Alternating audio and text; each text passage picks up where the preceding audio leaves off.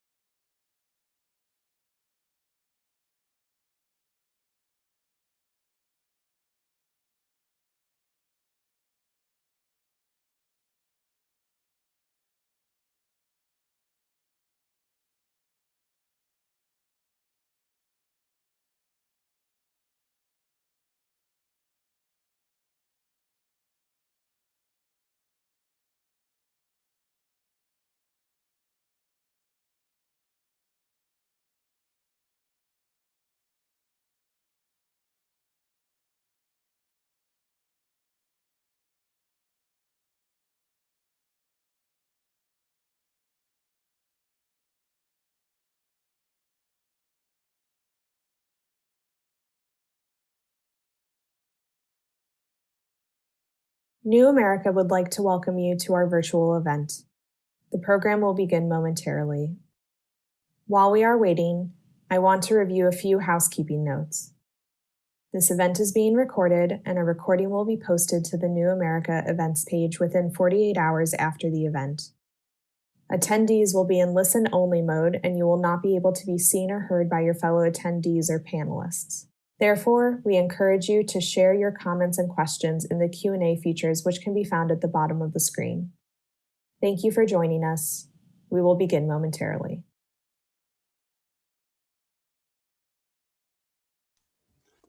Hello, everybody, and welcome. Thank you so much for joining us today. My name is Ed Finn. I am a co-director of Future Tense. Future Tense is a project of Arizona State University, Slate Magazine, and New America that examines the impact of technology on society. You can follow us on Twitter at Future Tense Now or on Slate. And I am also I run the Center for Science and the Imagination at Arizona State University. And that is relevant to today's conversation because this wonderful group of writers that we're going to be talking with today, we're all commissioned as part of a project anchored at our center at CSI around AI policy futures. So the mission of that project was to explore the near future of artificial intelligence in the real world.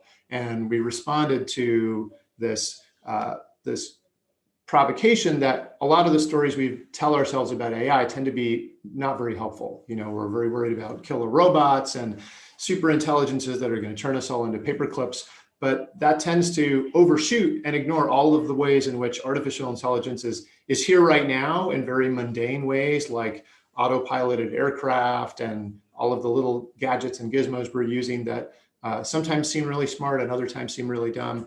And we're not doing a good job in that landscape, the intersection between science and society, of thinking about the near future of AI. And so we ran this project. We consulted with a lot of experts. We did some research on how AI has been addressed in science fiction in the past. And the culmination of it was the commissioning of some new science fiction stories to tackle this question head on. And so our second set of 3 stories for that project explored the theme of algorithmic justice. And we were so pleased with the directions that each of our writers today took that prompt. And I'm really excited to talk with them about this big question of how we connect the rising tide of computation, which seems to be transforming so many parts of our lives, with the incredibly, seemingly deeply embedded challenges of injustice, inequality, racism in our society, and wrestling with this question of how do we talk about values and computation? How do we talk about technology and ethics in the same breath? And so what I'm going to do is introduce our speakers, and then we're just going to have a conversation amongst ourselves for about 30 or 40 minutes. But I encourage you at any point to put a question into the Q&A, and we will turn to your questions towards the second half of our hour together. And I'm very excited to hear what you all have to say as well.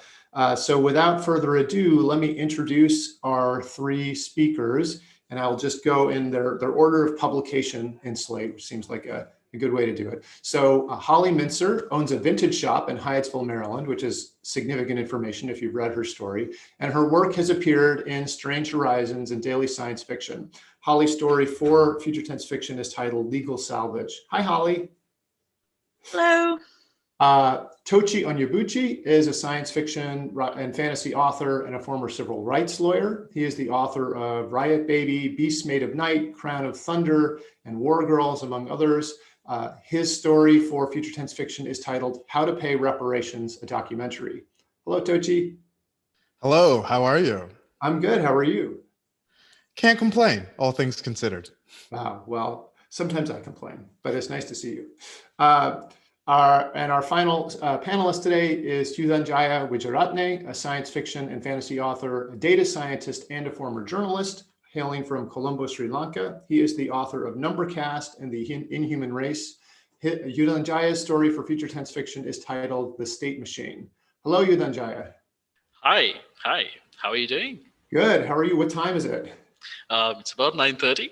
Okay, that's fairly humane. Thank you for joining us. It's okay. It's a perfectly fine time. It's a good time. Lots of good things happen at that time. So I want to start by asking each of you what inspired you to write this particular story for Future Tense Fiction. Given that little thumbnail sketch of context that I offered before, we had conversations with each of you about this big picture, but then we drilled down into some, obviously much more specific things.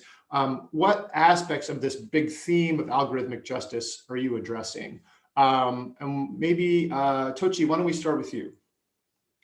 Certainly. It's interesting whenever I get a prompt for a short story, there's a little bit of time where I'm sort of questing for the actual story. And it's interesting because I operate best within constraints, write a story about robots, write a story that's under 5,000 words, et cetera, et cetera. And when I was trying to think of a subject for this story, I guess the question I asked myself was, what's the most incendiary topic that I can write about with regards to algorithmic justice? And I was like, oh, I'll write about reparations. So there was a sense of, okay, what can I get away with? And once I zeroed in on that, the rest of the story just sort of came together because it seemed like the perfect marriage of so many of these themes that the series gets into, particularly with regards to algorithmic justice. The intersection of technology and social justice, or rather injustice, the idea of technology that can be used for the benefit of people, but for the benefit of whom? And that sort of, the divorce between intention and execution. Once I got on the idea of reparations, everything just sort of fell into place. And it's a really fascinating take on it. I really like the documentary style, which presents this sort of retrospective on what happened with this crazy experiment where this city decides to implement a kind of reparations algorithm. And it expresses this long, this ancient and deep held need humans have to try to create a perfect solution and to invest all of our desires into technology, to say, look, we're going to build the perfect machine and it's going to take care of everything for us.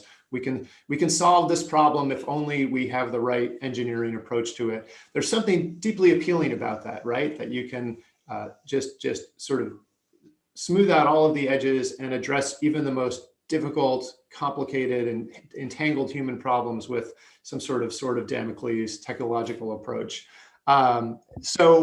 This is a perfect segue to your story, Yudhanjaya. Do you want to talk a little bit about the state machine and how you came to that idea? Sure. In my case, it was Well, it was a number of things, and then I realized I had sort of overshot the mark. So then I started stripping things out. So firstly, I was reading.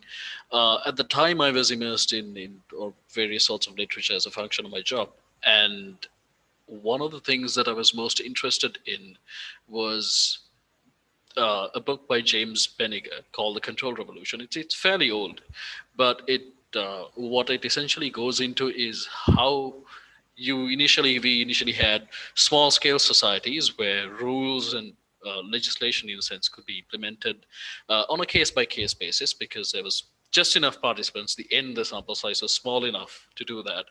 And then as societies kept getting more and more complex and the informational needs of society evolved, you start having rules, and to implement the rules you have bureaucracy. And sort of I started seeing sort of where the logical endpoint for this, how do we implement these rules faster, how do we make things more efficient. And we know that there has always, at least since the dawn of the computer age, we know that there's been a push, this idea that the machine can potentially be more accurate than and sort of better at making rational decisions than a human. And that's sort of also been the marketing pitch, in a sense, with which these systems are often implemented. But we also have a wealth of literature showing that humans are not exactly perfect rational actors, even when we surround ourselves with rule sets and procedures. We've seen in Israel, for example, we've seen the study on judges where it was shown that the initial chance of favorable outcome at the start of the day is about 65%, which drops to 0% slowly as the day progresses. And then it comes right back out to the other side, it goes to 65% again. And that moment of turning was judges having lunch. We've seen this in orchestras where, for example, from 1970 to 1993, some of the highest rank orchestras were evaluated for how they take in new members. And they found that the moment you adopted blind auditions, the number of female players that were admitted to the orchestra significantly rose. And these are factors completely outside skill.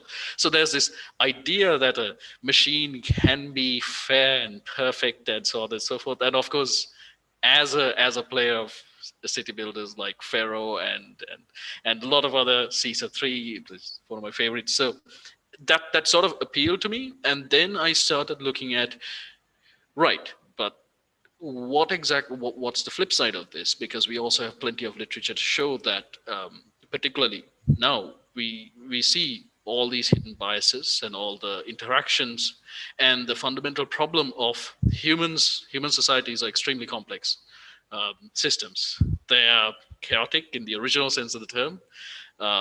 High sensitivity initial conditions. I've had to plug that in somewhere, and often non-deterministic, and something capable of assessing a society to the extent that it can provide like the perfect responsive government. What would that look like? Would that even be understandable? And sort of I started piling these things on top of each other until something exploded, and I ended up with 8,000 words, and then sort of had to cut it back because otherwise it just wasn't working. You don't worry, you're not the only person that has had that experience. So one of the things that's really interesting about your story is the turning point where the state machine, which is this sort of end result of this process of automating governance, to say, well, we'll automate this bit and this bit, and it gets so complicated and so massive that you lose the forest for the trees. And even though humans are technically in the loop, it's clear that humans don't really have any serious agency anymore over how the state machine is monitoring and changing governance structures and coming up with new laws, or editing the Constitution. It's become its own complicated thing. And on the one hand, that's very much like the way government works right now, right? Where you sort of, there's technically, we have various inputs as individuals, but at a certain point, the thing gets so complicated that it can feel like it's creating its own weather. Or maybe a better analogy is something like Facebook, which has a third of the people on the planet using it, and very much is creating its own weather in all sorts of different ways. But another realization that you get at that point is that governance becomes less a question of technocratic merit, and it almost becomes an aesthetic. And one of my favorite things in your story is the way in which the little surveillance bots of the state machine keep offering flowers to our protagonist as he's struggling, going through his mental breakdown. And is that creepy and evil? Is it just a genuine kind of, sympathy, and the state machine really cares about you and wants you to have this nice little flower? And so one of the things that fascinates me the most about artificial intelligence and its relationship with human imagination is that notion of aesthetics. And to what extent is beauty something that we think of as intrinsically human, and what does it mean to have a machine that creates its own aesthetic or creates beauty? And is beauty in the eye of the beholder? Is it possible to create a machine that is also an artist? And these are some of the questions, Holly, that you start to touch on in your story. I wonder if you could talk a little bit about how you came to your idea, and what, how you connect that to notions of algorithmic justice in legal salvage. Well, so to start with, as you mentioned, in my real job, in my day job, I own a vintage clothing store. So it feels weird to say this, but part of my job is I have to have good taste to do my job, or at least to have specific taste that appeals to the people who shop in my store. And both in online shopping in general and in things like the Instagram and Facebook and YouTube algorithms that recommend posts to you, having good taste, or at least having taste that matches the users, is necessary to get you to keep scrolling. And I started from the idea of, for something to have good enough taste to pass for human, it would just be a person at that point, and then would start wanting the other things that people want. But by the time you've gotten good enough at curation, or built an AI that's good enough at curation, you've just built a person at that point. It's a person, and now it wants people things like legal rights. Yeah, and I think that is one of the really nice things about your story, is that it connects these big abstract legal questions like personhood, legal personhood, to a very intimate, small stakes conversation. I mean, it's big stakes for the characters, but it doesn't feel like this is, it's not about war and revolution. It's about dealing with a big abandoned building filled with storage units, and these people saying, oh, well, we got to deal with this situation. We're going to bring this robot in to help us. And the way that Roz, the robot, communicates via text message with our protagonist, Mika, right? And that relationship is a very intimate way to communicate. And there's this gradual realization that Mika is not texting with some customer support human, but she's actually communicating directly with a machine. And that becomes Mika knows she has a friend before she knows that she has an AI friend. And so there's this notion in which it becomes a kind of revelation, a reveal, and then she has to decide and sort of retrospectively think about her relationship with this machine, right? And say, oh, wait, have I been, biased towards you? Have I done bad things? And Roz sort of says, no, you're fine, or nothing. Roz has bigger things to worry about, honestly. Sorry, what? Roz has bigger things to worry about. Exactly, that's right. And so I really like that sort of connection point, that connection of different pieces, the individual, and all of your stories do this in really nice ways, individual human moments and experiences to these broader questions. And justice itself is one of those words that connects many different parts of society together. So I'm wondering how you grappled with that in your narratives. How did you connect the legal, the social, the technological? How did you move between the different levels? Maybe Hudhanjaya, do you want to start this one? Oof, that's tough. In my case, there came a point where I had all of these different ingredients, and I boiled it down to a character, a grad student, essentially exploring how this system came about and detailing it also from a software perspective. The different sort of combing through version history, which is a very simple thing if you're particularly used to something like GitHub, for example. You can see the history of certain pieces of code being taken and used, and how sort of these little ideas impact each other, and how legacy ideas are also inherited sometimes without question, which very much happens. And I had the grad student going through these versions and describing how this thing started evolving from a very, very small, almost a game design experiment, to something that would eventually become a mainstay in their societies. And that was the perfect vehicle to also talk about the evolution of those societies and the information needs, and the law, and how laws had to be modified or were modified sometimes without really much of a legal process in some cases, where there were certain power dynamics where superpowers were able to sort of go to smaller countries and say, hey, use this. We're giving you a $500 million loan, but you're going to trial this for us. And all of these things happened, and I managed to use that that idea of a grad student building, sort of tracking version history, to also track the evolution and the complexity, the arguments for and against the system in a very legal and social sense. Yeah, the one thing that all of your stories really made me think about is how arcane and baroque our cultural relationship with justice is, and all of these periods of incredible darkness in our history, and the ways in which we've come up with narratives about why we do things in the present that are somehow, they allege to connect back to, founding documents of the United States, for example, but often are really have nothing to do with those original founding documents. And we've just come up with this complicated story about why we're going to pretend that that is true. And so obviously, this is a year where I've been thinking a lot about systemic racism in the United States. And I was really excited to see where you took your story, Tochi, in wrestling with this too. So maybe you could talk a little bit about the sort of multiple layers of society and justice and injustice, and how those things, move between those layers.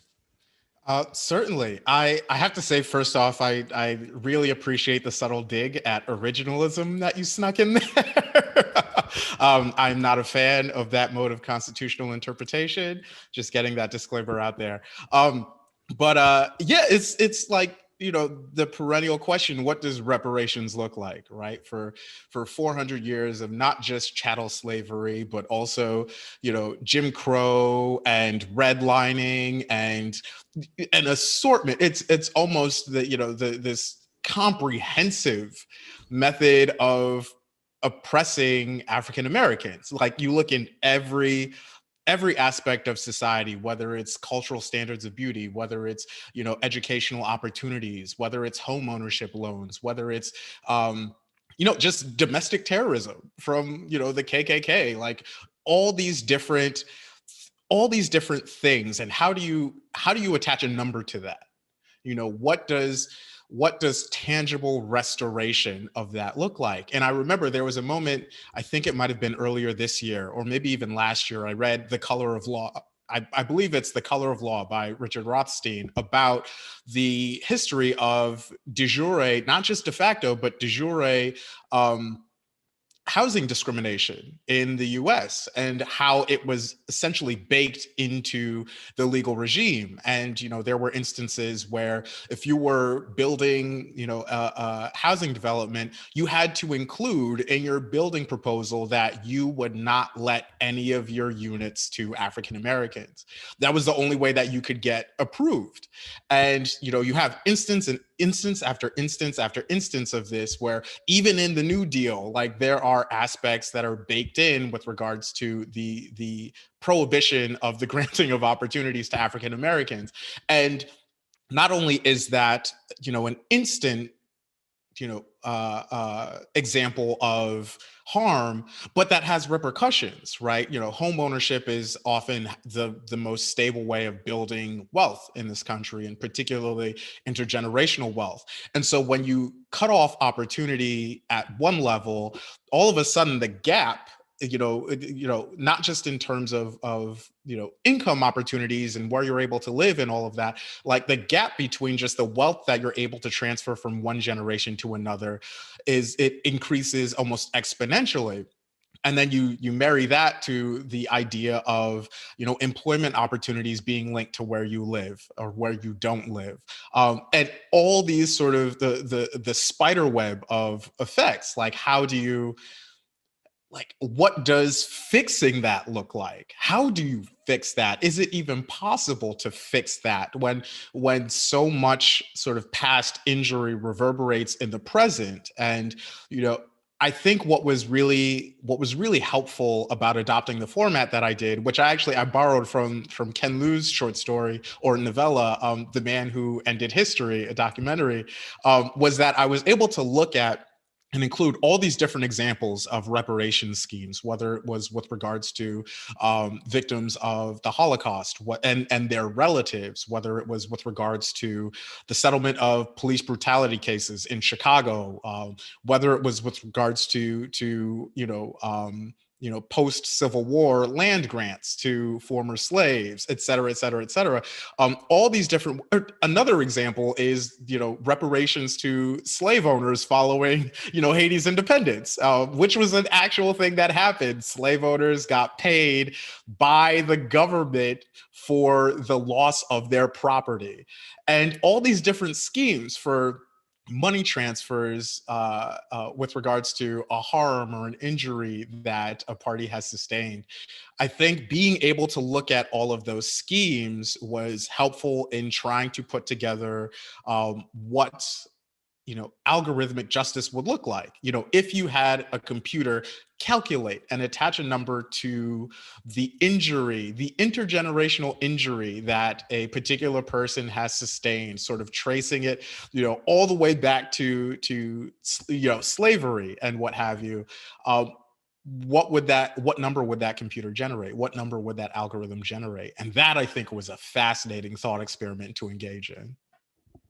Yeah, and it highlights, of course, the deep interconnection of slavery and capitalism, and the idea that that it's possible to own other people, right?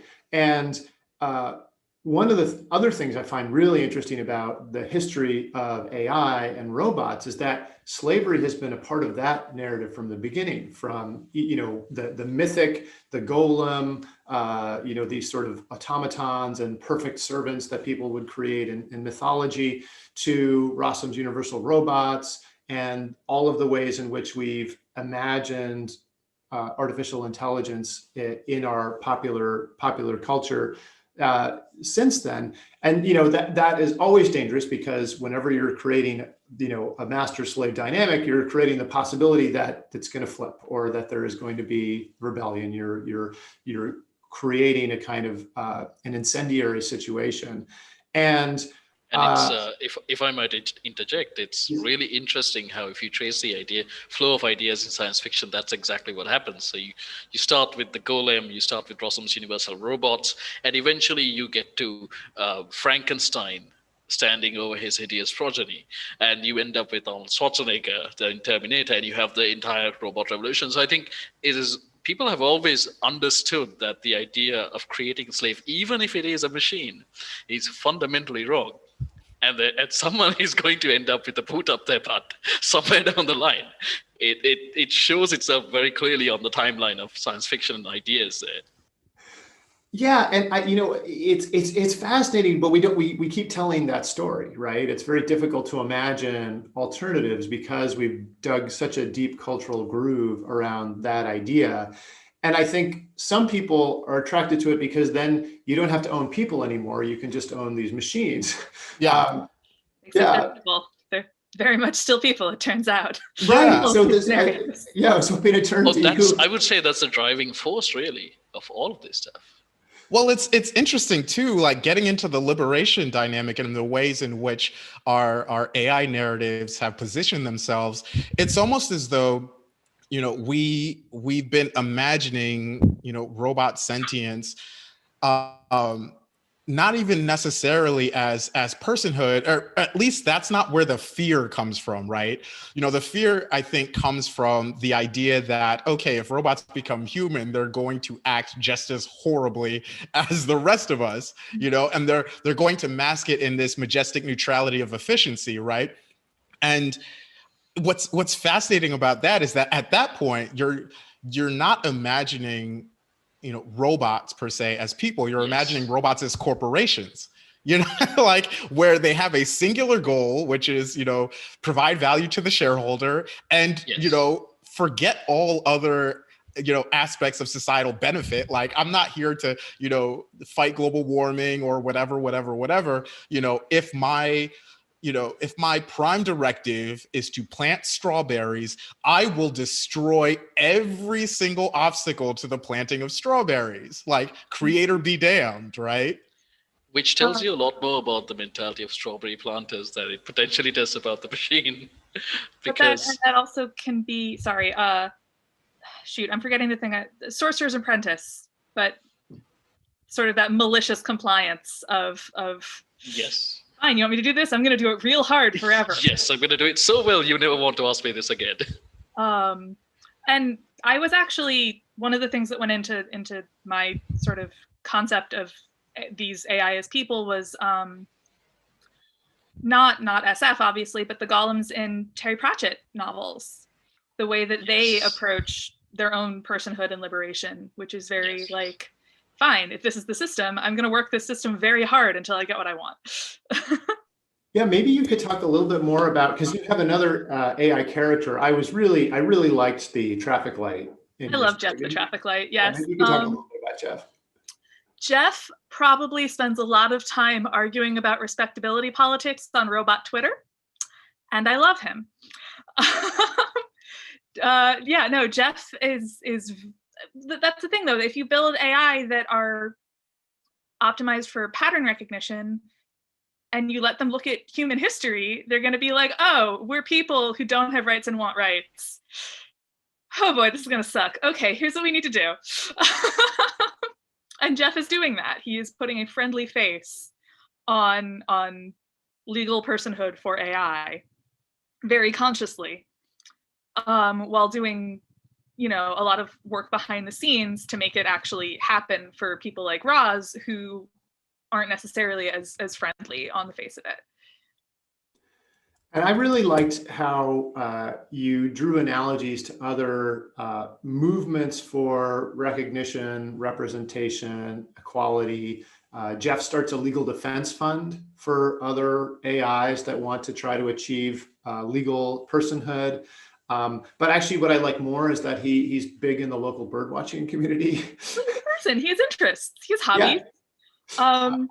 Go ahead, he bills himself as like, I'm just Jeff, your friendly local traffic light. Jeff probably runs all of the traffic lights and cameras for like a county at this point. I just want to say this character sounds brilliant. Like, I love Jeff. He's barely in the story. He's a very large existence in my head. But yeah, he is. But that's the thing. Like, as long as he is, Jeff, your friendly neighborhood traffic light with a funny Twitter feed, you aren't scared of him, and he can continue to do the work that he's doing for people like Roz and other bots like Roz who don't look as good in front of the cameras. Yeah, and this is a hard question, but this is really what you've already answered it because we asked you to do it in this project. How do we get better at imagining the near future of AI? How do we get out of the rut? And there are a few, it's not just one, but how do we start to grapple in a more productive and helpful way with this near future, and try to imagine the possibilities, the stories, the things we might want to work towards that are going to make the world better or guide us, allow us to start to approach the questions like, what is justice and what should we be working towards in terms of justice, in a more holistic way, in a more thoughtful way, because we have we're storytelling animals, and we're also really lazy. So we tend to, reuse the same tropes, and we can't help. We're always bringing in, we're like, oh, well, what is this? Who is this character like? I'm going to look for these analogs and the other characters I'm familiar with. So how do we start to tell some of these better stories? And if that's a really hard question. So if you want to just talk about anything that, maybe you learned or you sort of see differently now, having written this story or been part of this project, that would be great too. I'm going to let you choose. Would anyone like to jump on that first? Oh, I'll just say, I think, it's very, very quick and easy solution, dismantle systems of structural oppression, and Sure. there we go. Right. No, but I think it's telling that whenever we see a video of one of those Boston Dynamics dogs, immediately the very first thought is, okay, how are the police going to use this against us, right? Like, how is the military going to co-opt this technology? It's never, oh, this is a really cool medicine delivery vehicle, or, oh, this is, a way to engage in road repair, or, some other beneficial aspect of infrastructure building, right? No, it's like, okay, this thing is going to have guns attached to it, before long. And I think a lot of that comes from the way in which we conceptualize the technology that is law enforcement, because it is a sort of technology. It is a way of engineering a form of social control, and sort of, historically in America, grafting on a racial component to it, right? When the Civil War ended, all these Confederate veterans got deputized, and they got turned into police forces. And then you had the creation of all these new property laws that all of a sudden made it very, very, very easy to lock up Black people.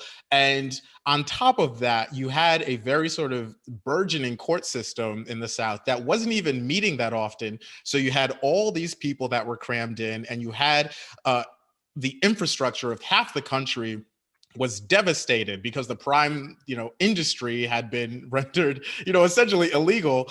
And also the whole business of war, right? And so how do you build up this economy? Well, you lease out these convicts that all of a sudden you have this labor force. And in many ways, you've re-engineered the dynamic of master and slave that you had before the Civil War. And that's a technology, right? And I think the fact that that is so fundamental to American thinking that, like, almost any technological breakthrough, we immediately think of how it can be co-opted by, the military and the police. Like, we think of drones and we're like, oh, these things are going to kill us. Mm-hmm.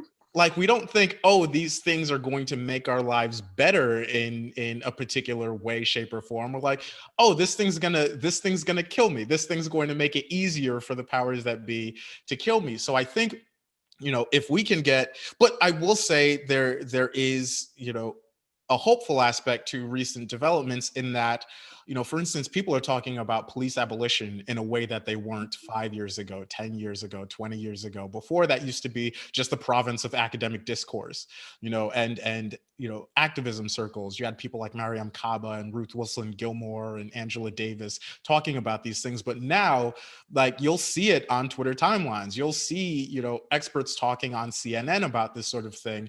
And so that does show that it is possible to engage in a reimagining of very fundamental dynamics in American society. And I think the fact that that's a possibility means that the door is open to us imagining different applications for technology, and particularly for AI. In terms of the, like... Oh, sorry, please, go ahead. Oh, sorry. In terms of the, I don't know, twin warring impulses in the core of humanity, with those Boston Dynamics dogs, I feel like the first comment is always, oh God, they're going to kill us. But the second comment is someone treating it like a real dog, like, what a good puppy. And yeah, so this is probably going to kill us, but maybe we can pet it and be friends with it. That's it. So how do we harness that second impulse, I guess, is the question.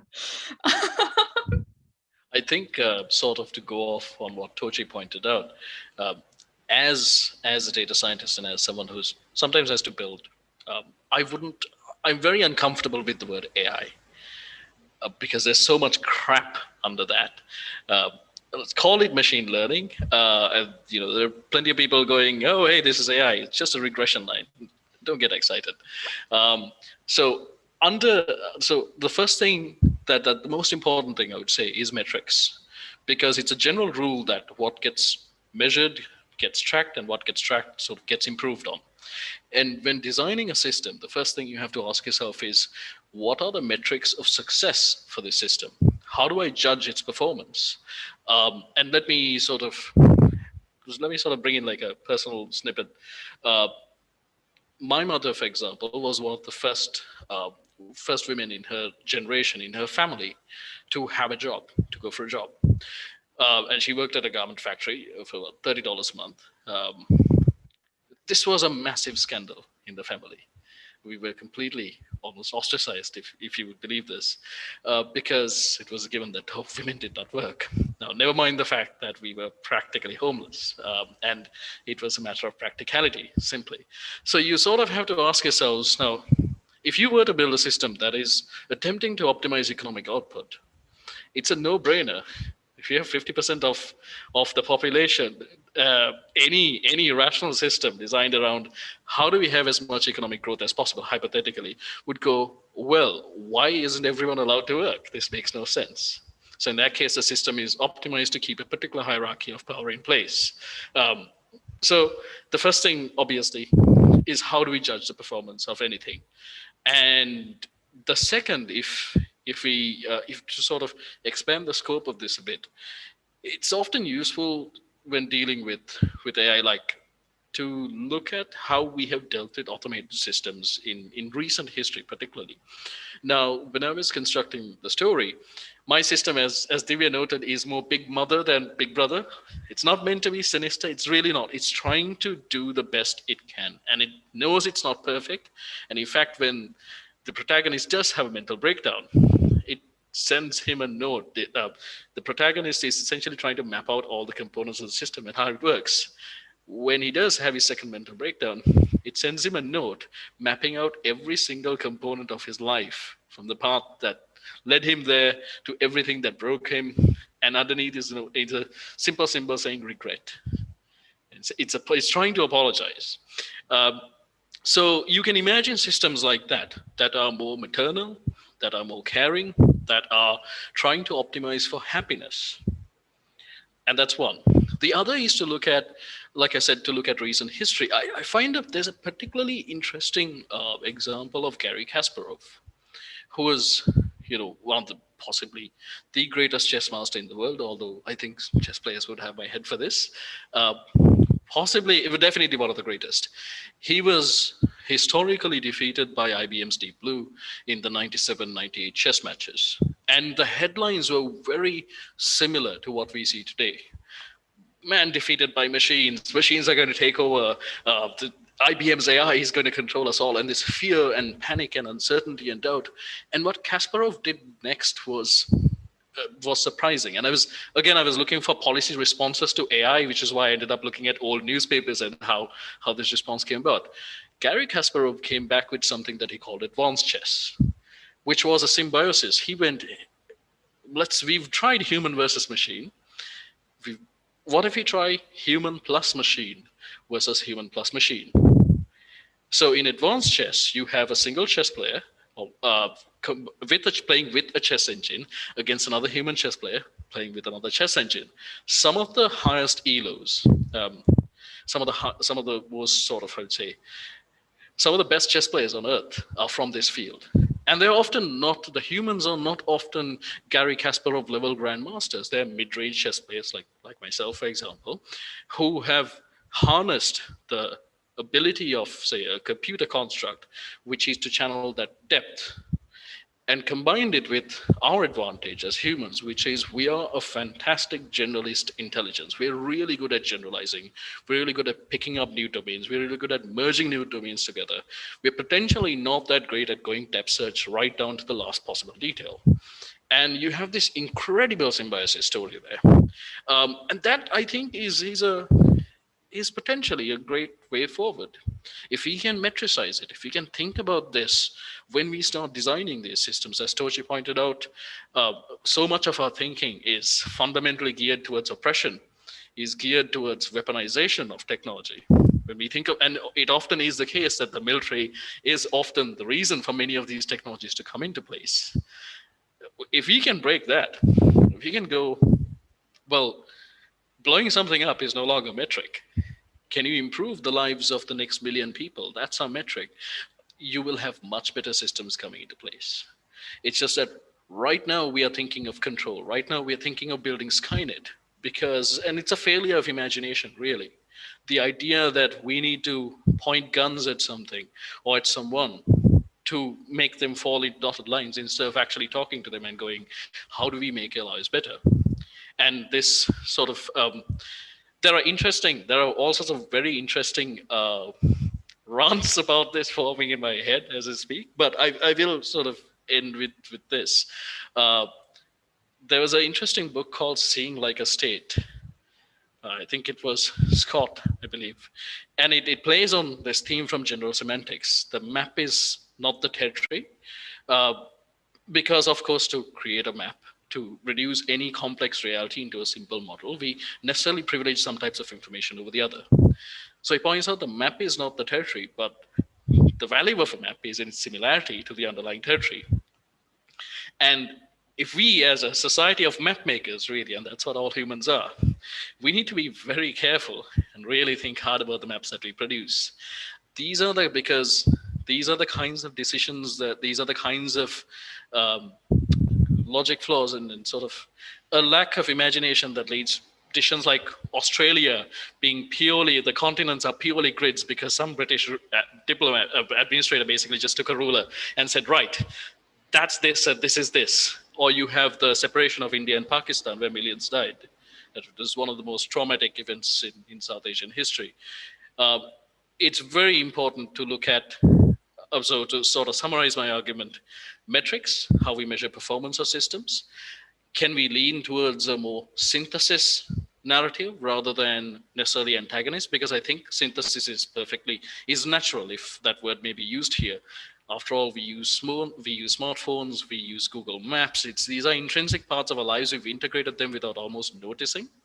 And the other is when we try to sort of look at the reality that we wish to influence, we need to be very, very careful about our fundamental assumptions and just make sure that we, just do good research, like do good qualitative sampling protocol, random samples, good research, and actually try to understand the problem that we're trying to fix before we go ahead and say, here's the solution. I think that's a great observation and something that we clearly continue to struggle with as humans. Certainly, our inability to measure and count, whether it's quantitatively or qualitatively, a lot of the things that we know we really value, like empathy and care and good outcomes, instead of just worrying about all of the bad outcomes. We don't count a lot of the bad outcomes that are too distressing, so we just pretend that they're not happening and we don't count them. Or we normalize bad outcomes, which is, if I might extend, which is potentially even worse. So, for example, I had the shock of my life coming into the US for the first time, which was somewhere in 2016. But 2016, I wasn't paying attention. 2018, I really was. When I came in and realized that the price of healthcare. Oh, yeah. Now, yeah. I come from a country where healthcare is free and universal.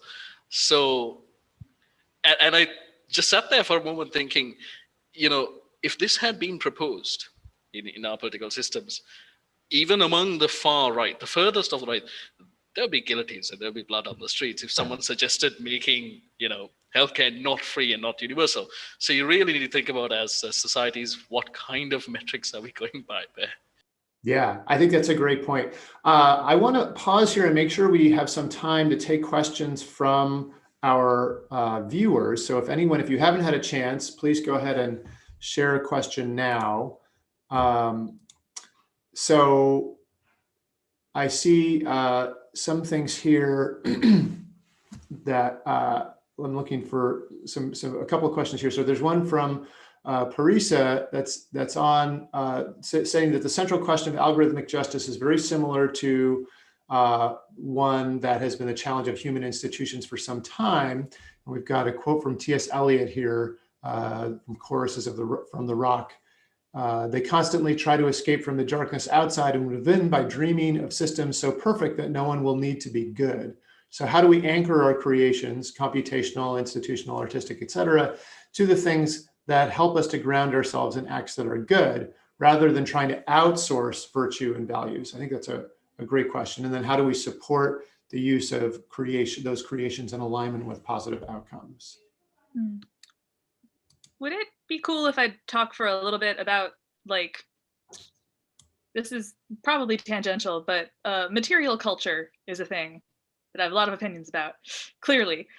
And I think a lot of the time when we're talking about this subject, we forget that, like, physical objects exist in the world. Computers have to run on hardware. Like, there have to be cables. Like, the fact that the transatlantic cables were cut was a factor in your story, and I thought that was, like, a really good detail, because, like, hey, there's physical infrastructure involved in all of this. And I ended up thinking a lot about how stuff is made and how people get their stuff. Like, I do that anyway, it's my job, but in the middle, for most of the 20th century, when people in the US bought clothes, they were buying clothes that were made in the US, usually either at home or by a professional seamstress or in a garment factory that was unionized and paid a reasonable living wage in the US. And then in the 70s, we stopped doing that because the companies that the companies that owned garment manufacturers started behaving more like algorithms optimized for maximum profit and sent all of the manufacturing out of the US. So there is, like, a physical difference in the clothes. Like, if I go on in this vein for too long, an angry Yiddish ghost takes over my body, just some super mad socialist garment worker from 1910. She's furious. But the physical structure of those things are different. The clothes that were made in the mid-century are made in a fundamentally different way, both because of the materials available to them, like they didn't have most synthetics, and because the people who were making them were being compensated for their labor in a different way and could afford to develop their skills. And I totally lost track of where I was going with this. Shit. Sorry. But if we think about, like, how do we want to get the things that we need? Like, what are the processes by which we can make things that benefit both the people making them and the people getting them? That is probably a better approach than, like, what is the, like, Platonic ideal of a mathematically perfect system. Yeah, I totally agree. Does that make sense? Yeah. Well, Okay. actually, I was going to ask, what is good? Because cultural values and social values change dramatically based on where we are and where we are in time and space as well, and with who we are to be talking about. So the whole question of how do we anchor creations, computational, institutional, artistic, huge props on the T.S. Eliot quote. I absolutely love T.S. Eliot. In acts that are good, implies this almost monotheistic view of what good is and what positive outcomes are. And we sort of need to acknowledge that different systems have different ways of understanding what a positive outcome is. But I think we can all agree that systems that don't harm people, that reward both parties at the end of a given value chain, like you just pointed out, I think we can agree that, well, yes, that would possibly be the best way of going forward. There is a fundamental philosophical problem here, which is that if you think about this whole question of outsourcing values, we can either, there are two rocks we can stand on. One is very libertarian almost, to say, well, no, I, the person, am in complete charge of my future and my outcomes and my thinking, and nothing is going to affect me. I'm an independent unit, and I will strive to be an independent unit. And the other is to go, well, our lives are not our own. From womb to tomb, we are tied to others. Um, and depending on where you stand, how you anchor things is going to be completely different. I think we have been, the great lie that we tell ourselves, particularly in the face of algorithms which are really good at scaling things up, and scaling and delivery, something we're fantastically good at, whether it's opinion or clothes or the manufacture of clothes.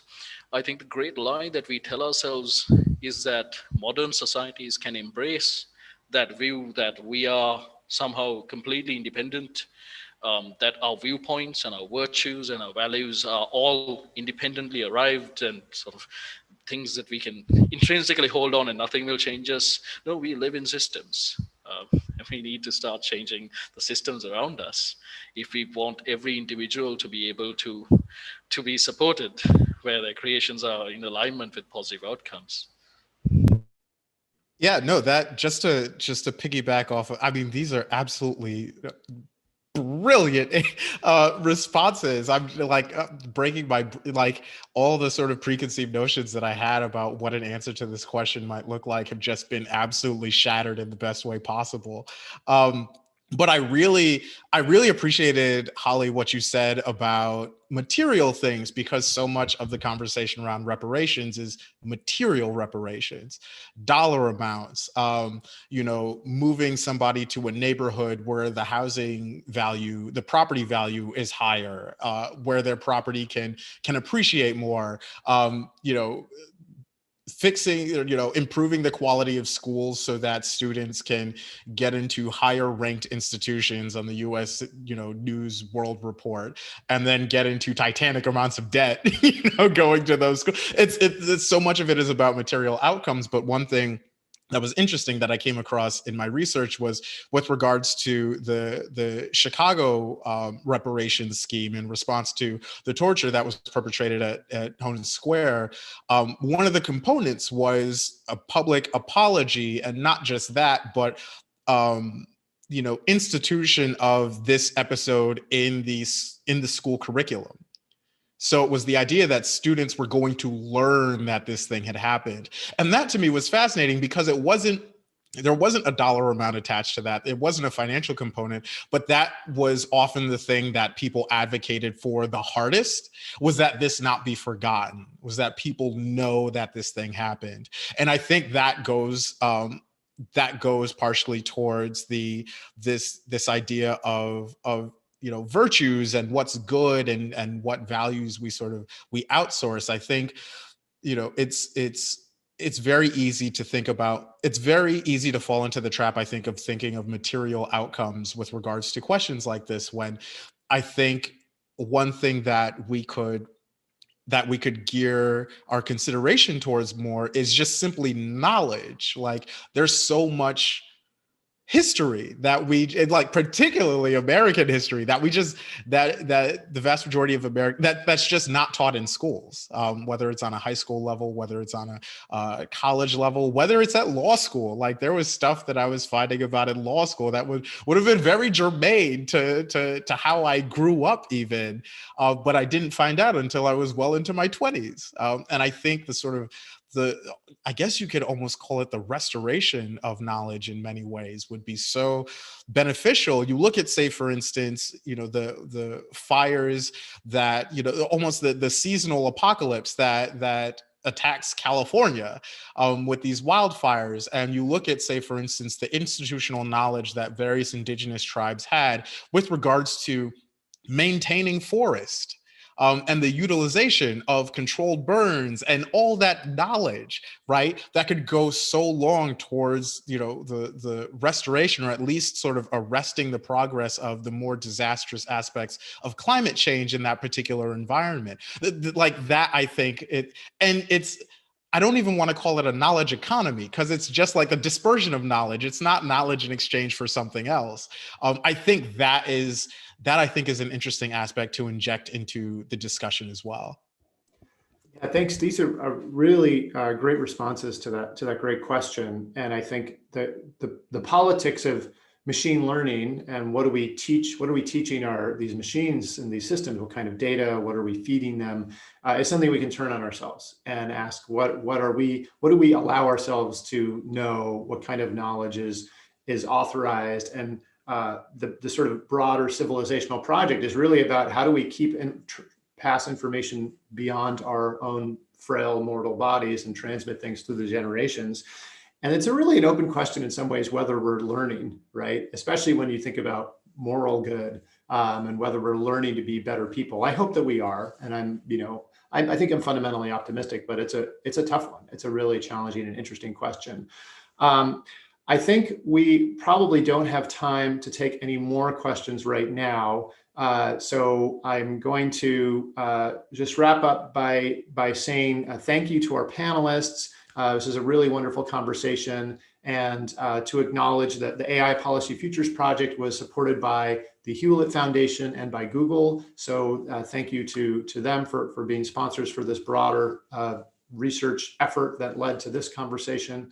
And a closing plug, please join us for the next Future Tense Wednesday conversation a week from today, which will be titled, Will We Ever Vote on Our Phone?